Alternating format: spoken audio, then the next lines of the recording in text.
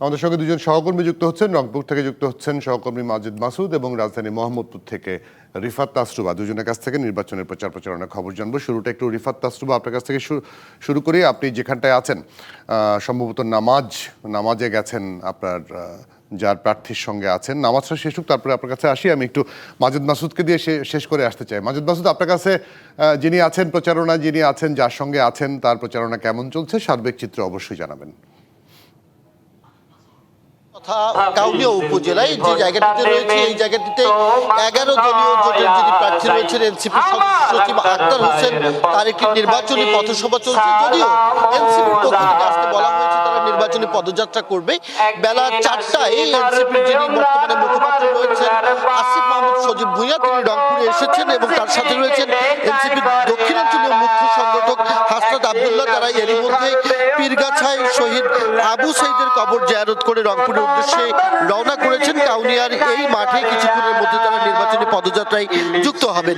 এছাড়াও সারাদিনে এই আসনে আমরা দেখেছি যিনি ধানের শীষ বা বিএনপি মনোনীত প্রার্থী রয়েছেন এমদাদুল হক ভরসা, তিনি কিন্তু পীরগাছা উপজেলার ইটাপোতা, কুরসা, সালসা বিভিন্ন জায়গায় প্রচারণা চালিয়েছেন। একইভাবে এই আসনের যিনি জাতীয় পার্টির প্রার্থী রয়েছেন মাহবুবুর রহমান, তিনিও পীরগাছার বিভিন্ন ইউনিয়নে আজকে তাদের গণসংযোগ চালিয়েছেন এবং এনসিপির সদস্য সচিব আক্তার হোসেন সকাল থেকে কিন্তু কাউনিয়া উপজেলার বিভিন্ন ইউনিয়নে গণসংযোগ করে এই মুহূর্তে কাউনিয়ার যে স্কুল মাঠ রয়েছে সেই মাঠে এসে নির্বাচনী পদযাত্রার জন্য তারা প্রস্তুতি নিচ্ছেন। কিছুক্ষণের মধ্যে নেতৃবৃন্দ তারা এখানে আসবেন এবং তারা হয়তো এই নির্বাচনী পদযাত্রায় বক্তব্য রাখবেন। যে বিষয়টি আপনি সংবাদে পড়ছিলেন, কথার লড়াই জমে উঠেছে মানুষের মধ্যে। নানা ধরনের প্রতিশ্রুতি নিয়ে প্রার্থীরা যাচ্ছেন এবং বিভিন্ন প্রতিশ্রুতি তারা দিচ্ছেন এবং একই সাথে যে বিষয়টি বলছেন স্থানীয় নানা যে সমস্যা রয়েছে সেই সমস্যাগুলো চিহ্নিত করছেন এবং সেগুলো সমাধানের প্রতিশ্রুতি দিচ্ছেন। জনগণও এবার আসলে যারা সাধারণ ভোটার রয়েছে তারাও ভেবেচিন্তে ভোট দিতে চান। এই আসনটিতে মোট ভোটার 5,09,000 এবং এখানে প্রতিদ্বন্দ্বিতার লড়াইয়ে আছেন 7 প্রার্থী। এখানে যেমন বিএনপি মনোনীত প্রার্থী রয়েছেন এবং একই সাথে কিন্তু 11 দলীয় জোট প্রার্থী ছাড়াও এখানে আমরা জাতীয় পার্টির একজন প্রার্থী দেখেছি।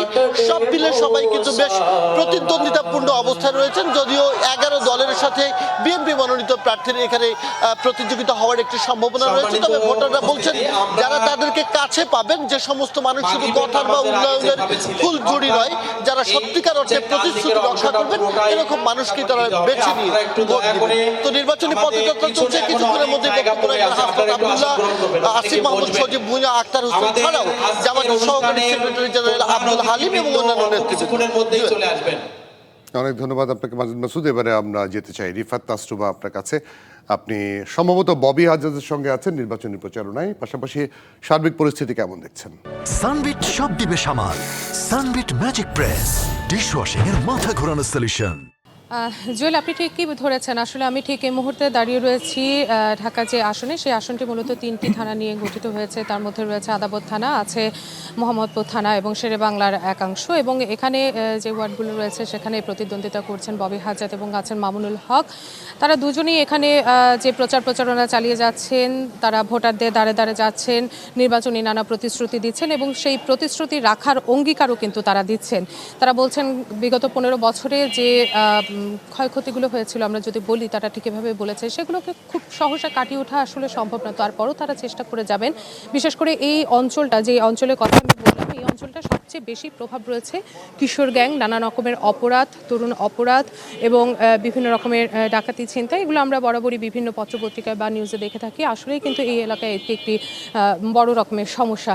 এই সমস্যাগুলো সমাধানের আশ্বাস দিয়েছেন ববি হাজাত। একই সাথে তিনি ববি হাজাত একটি কথা বলেছেন যে শুধুমাত্র এখানে বিভিন্ন দল থেকে বলা হচ্ছে যে নারীর ক্ষমতা নিয়ে প্রশ্ন উঠছে বা নারীর ক্ষমতা নিয়ে কথা বলছে। তিনি বলছেন যে আসলে এই বিষয়গুলোকে তার দল ক্ষমতায় আসলে এড়িয়ে যাওয়ার চেষ্টা করবেন এবং নারীদের পূর্ণ স্বাধীনতা দেওয়ার, পুরুষের পাশাপাশি তারা যেন কাজ করতে পারে। এবং আরেকটি বিষয়, ববি হাজাজকে দেখতে পাচ্ছি, আপনি যদি একটু তার সঙ্গে কথা বলতেন, আমরা মনে হয় হিসেবে নয় ধর্মজি, আমরা তাকে দেখতে পাচ্ছি, তার সাথে আমরা একটু কথা বলবো। ধন্যবাদ জানাচ্ছি আপনাকে। আপনার কথাই আসলে বলছিলাম আপনি একটু বলবেন, আপনার মুখ থেকে আমাদের দর্শকরা একটু শুনতে চাই, এলাকার মানুষের জন্য কি করবেন? কোনো অভিযোগ আছে কিনা কোনো দলের বিরুদ্ধে?